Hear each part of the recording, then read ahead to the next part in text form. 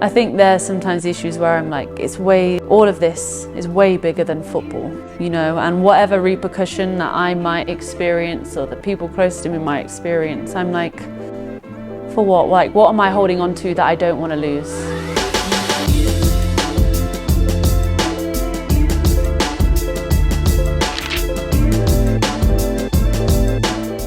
So I was coming to the end of my contract at Leicester, and again, because I've never been somebody who's in football, I've never been like, I want to play for this club and I want to win this trophy. I've never been like that. Even like when I was a kid, I didn't say this before, but I never grew up wanting to be a professional football player. It was only until I was graduating, it was my last year of university at USC, so I was like I was 21.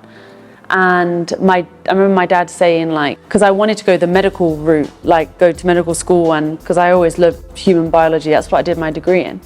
And then my dad was like, you know, you've worked so hard for so long, you might as well just try it.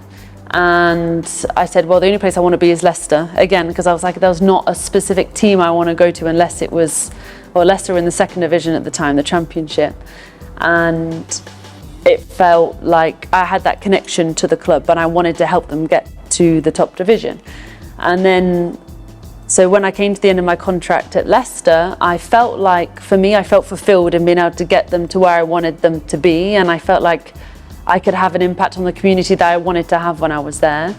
And when I was talking, because my dad is my agent, I spoke to him and I'm like, honestly, I'm coming to the end of my contract and I'm just renegotiating a new contract with Leicester, you know, because I was like, I don't know. Like, I had a couple of offers from the US, different countries in Europe, and I even spoke to a couple of them. Like, I remember being on holiday in like May when my contract was coming to an end in the US, and I was speaking to a NWSL club out there, and it was the same normal questions about like, yeah, they're very just like bog standard in terms of like, what are your aspirations, like what's your medical history, things like that.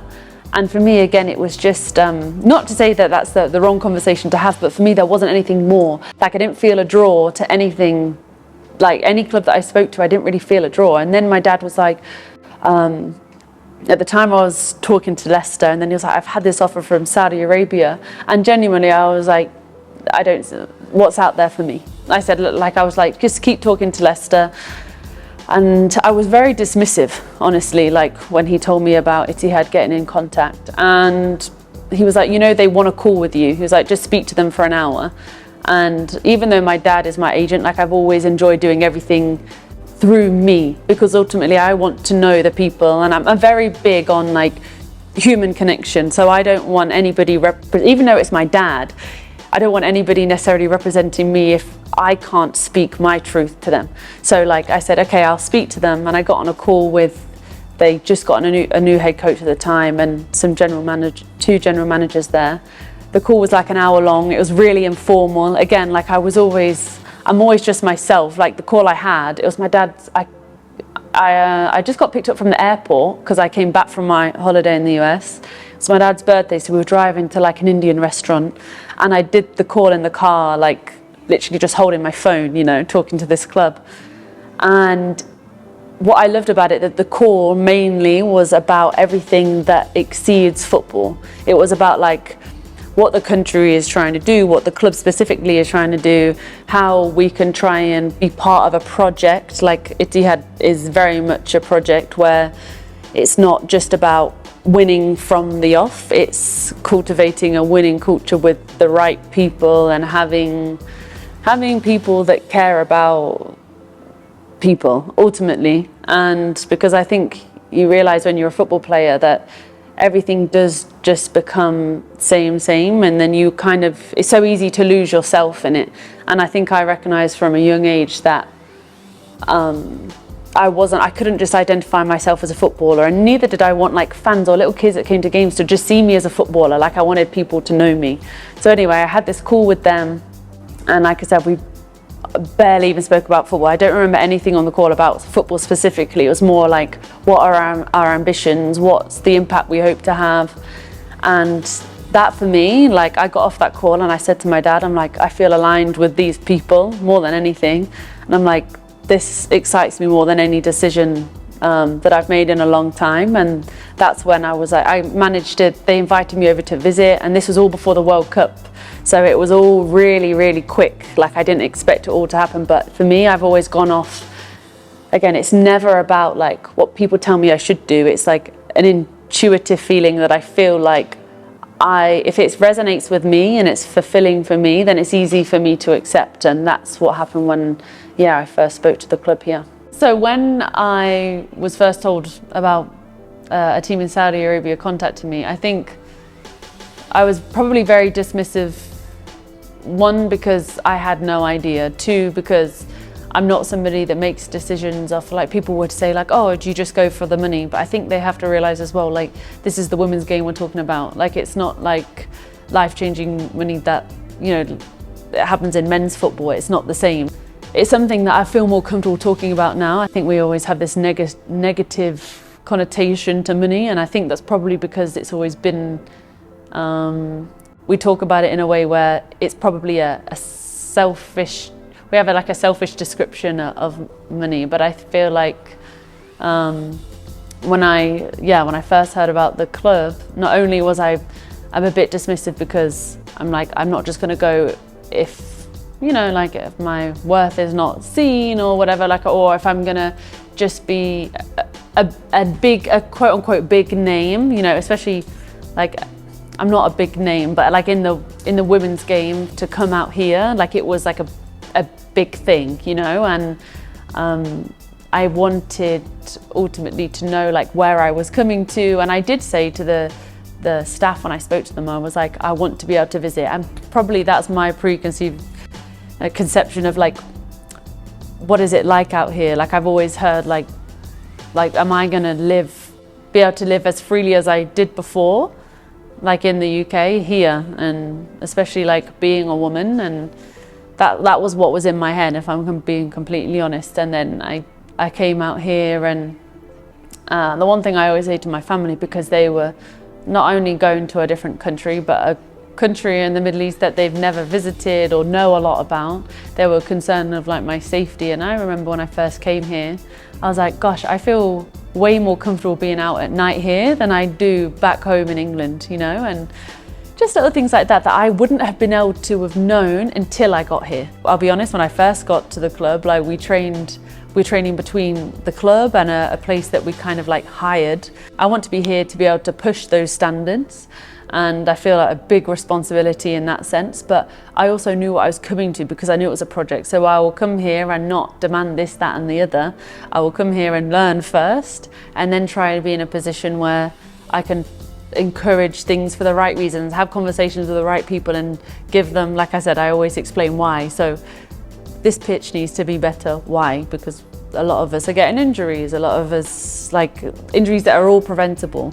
We need a better gym. We need to not be trying to fit in where some of the academy and the men's team are training. We don't want to be pushed to the side. And like, I'm not coming here with like an entitlement or anything like that. It's really like, I know where I'm coming to try and I want to be able to have a good experience myself, but I want the girls that I'm playing with to know what it feels like to have a professional environment. And for some of them, the fact that they get this opportunity when the league's only been professional for a couple of years is huge, So I like the idea of being a part of that change and the evolvement of something, again, I always say, like, something bigger than me. When the decision came about, it was during COVID, and I always say my biggest influence for the decision was my little sister. So I've got 3 siblings, 2 are 14 and 1 are 15. They're all half siblings. So my little brothers are on my mum's side and my sister on my dad's side. And at the time, my sister's 14 now, so I was in COVID, so she was only young, but she's always had a very strong head on her shoulders, and she would always talk to me about our heritage that I'd never really delved into. And like I said, I feel like for me, football is the driver for so much more, and it's an understanding more of like who I am, like my identity. And she kind of triggered me to want to understand more about myself and more for her sake, honestly, I felt like a responsibility to my younger sister to be like, okay, let's learn about our Nigerian side, because even though my dad is half Nigerian, like he hasn't really grown up around it. Like he'll see his Nigerian family in London or something, but my dad had only been to Nigeria once. Like I've been to Nigeria now more than my dad. And honestly, I always say that like life is about experiences and people, like connection with yourself, people and experience. And for me, when I wanted to know like, okay, with football, what's the next step I want to do? At this point, I was like with Leicester, I'd already, like we knew I want to go to the Super League. I was like, what else do I want to achieve through football? Football being, like I said, the driving force. And I was like, I didn't, you know, like I said, I've always struggled with confidence. So I was like, I would love to be able to experience playing for Nigeria, to learn more about my heritage. But I honestly didn't know, like I didn't know a lot about the team. I actually didn't know, like I knew the name of the coach, but I'd never spoken to him. So my dad just managed to get in touch with him. And yeah, at that point, the only real memory I had was watching as a player called Ashleigh who's, yeah, she's known worldwide, but she was the one that I only grew up watching and seeing. And I think she was playing at the Under-20 World Cup at the time. And again, I still didn't feel that affinity to Nigeria. It was just like, gosh, that's part of my heritage, but I didn't have the draw at that time when I was so young. And then, yeah, my dad got in contact. I got invited to my first camp in 2021. It was just like a friendly camp in Austria.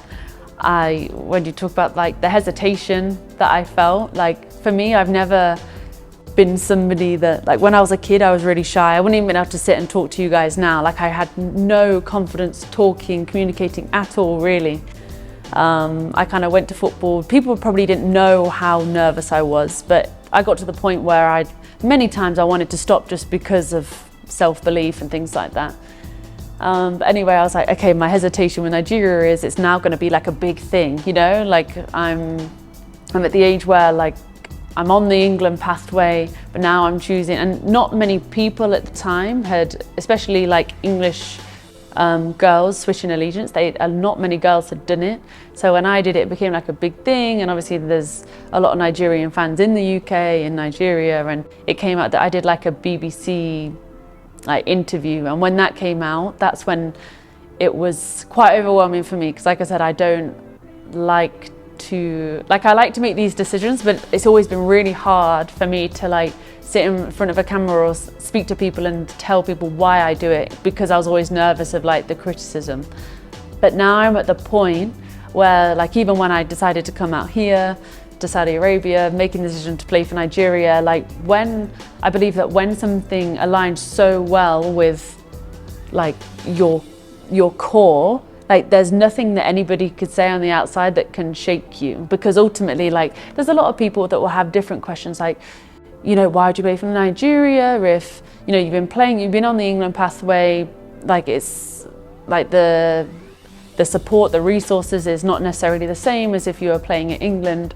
But then always, and it's the same when I came to Saudi Arabia, it's like everybody had their opinions, but people miss the point with some things. With the Nigeria thing, they miss the point because my draw to do it is to know about my heritage. It's more than football itself. So like, and nobody can take that away from me or my family or what it's allowed like us as a small little family, what we've been able to experience, what my sister now feels and feels more confident in herself. Like nobody can tell me otherwise, like why I would make a wrong decision in choosing that.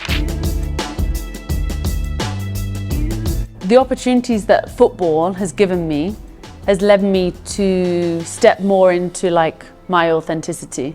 So like it's pushed me to be, I always say like it's pushed me to be uncomfortable.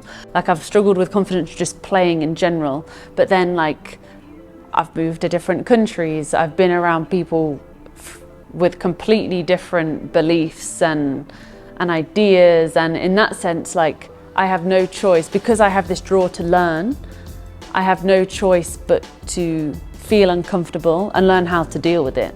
And even to this day, like people say all the time, they'll be like, you know, you're the player on the team, like here in Etihad, you're the player on the team that's played in a World Cup and you've played in England at the top level. But it doesn't mean that I'm any less nervous for a game than somebody else. But I've experienced what it feels like to be nervous and how to just accept and surrender to those feelings that football brings. And then I can almost, like I always say to like my teammates, they'll be like, oh, I'm so nervous. I'm like, good. Like we always tell people, like, don't be nervous, don't feel this, don't feel that. Feel everything, feel everything because you're meant to, and sit in that uncomfortable feeling and then feel how it feels to do the thing anyway. I realised that I live this life and I'm privileged to live the life that I live. Got in contact with this organisation called Mission 89 who they raise a lot of awareness on sports trafficking. And I spoke to them recently and they asked me the question of like, why? Why do you want to be involved? And they even said like, I actually don't have any any personal experience. My family never had. I don't know anybody personally that's gone through any form of like trafficking in that sense. But I also I represent and play for Nigeria, and I know as well that there's a lot of, and it really does happen all around the world, so I don't want to use the example of Nigeria, but I know there are so many aspiring players coming from Nigeria, West African region, all other African region, like I said, all around the world that just want a chance of like the life that I get to live. And how many will sacrifice everything and be put in a position where their own life is at risk is just terrifying for me. And it's not like like I said, I'm just being a part of, I'm attaching my name to an organization and I'm learning as much as I can, and I want to do as much as I can to try and bring awareness to the issue. But ultimately, like, I can sit here and I'm like, I care so much about it, but I also recognize that I'm okay, and I think there's sometimes issues where I'm like, all of this is way bigger than football, and whatever repercussion that I might experience or that people close to me might experience, I'm like, for what? Like, what am I holding on to that I don't want to lose,